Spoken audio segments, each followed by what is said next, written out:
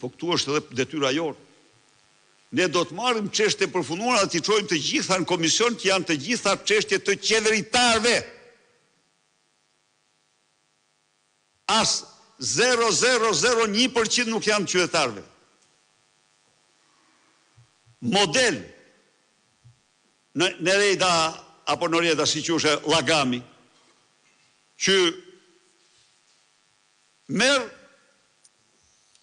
jo me këthim, me njohje prone, por prona është e saj, do t'jem i drejt me të, sa ta janë disa pronar, nuk është edhe bajo, merë 3 milion euro me gjygje brenda 2-3 vjetëve. Shko shifri një që proteston aty pas pakut, ka 15 vjetë. është i burr aty proteston edhe sot pas pakut. Pra, edhe këtë përqindje, ndaj dhe Departamenti i Drejtësisë duhet i marrë një nga një të gjitha çështjet e përfunduara për të informuar shqiptarët dhe botën se ato në masën më të lartë u përkasin vetëm qeveritarëve. Nuk kanë shanse qytetarët të përfundojnë një çështje. Por i falëroj që e kanë ngritë si çështje shumë të rëndësishme.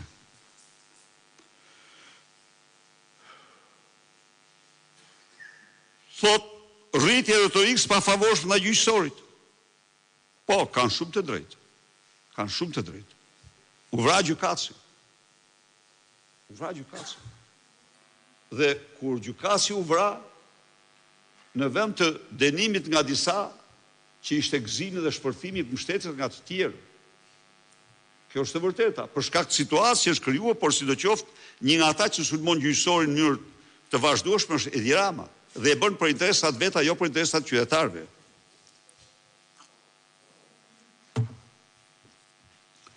Shqetësimet për metodologjinë dhe ndikimin e komisionit posaçëm parlamentar. Ja, nuk lejojnë komisionet parlamentare. Pra, si që shifni, nuk ka çështje të cila nuk është shtamposur në komision për një qeveri që s'ka asgjë të përbashkët me kriteret me standardet europiane. Korrupsioni është endemik i pandishkuar. Raporti thekson, si më poshtë, korrupsioni në nivelit të lartë mbetet sfidë. Sfidë, nuk është zgjidhje. Korrupsioni i përditshëm vazhdon të prek qytetarët, të vuajnë. Shumë e vërtet. Institucionet tjera jashtë SPAK-ut nuk japin rezultatet mjaftueshme. Në fakt edhe SPAK-u sjep rezultatet mjaftueshme, është i politizuar, por ne jemi në dialog të vazhdueshëm me institucionet europiane për të faktuar këtë qëndrim tonë. Krimi i organizuar nuk është goditur. Megjithë ekzistencën e SPAK-ut, raporti konstaton, citoj si më poshtë, grupet kriminale mbeten ekonomisht fuqishëm. Sepse Dumani ka azjesue ligjin antimafje. Sepse Edi Rama nuk lejon zbatimin e tij.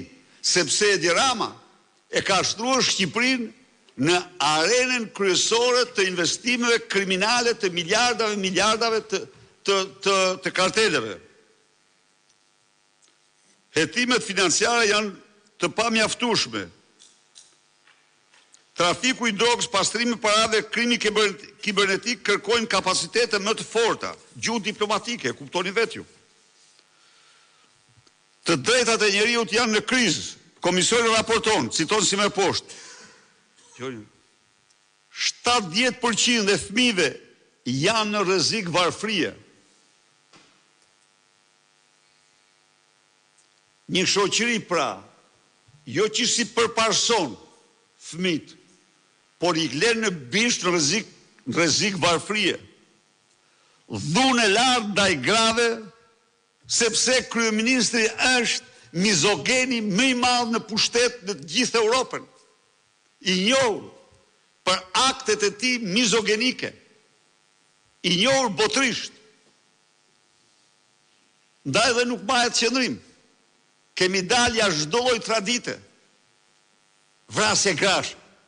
Në vend se kjo të bazohet dënim për jetë, shkojnë në gjykata dhe gjejnë lehtësime.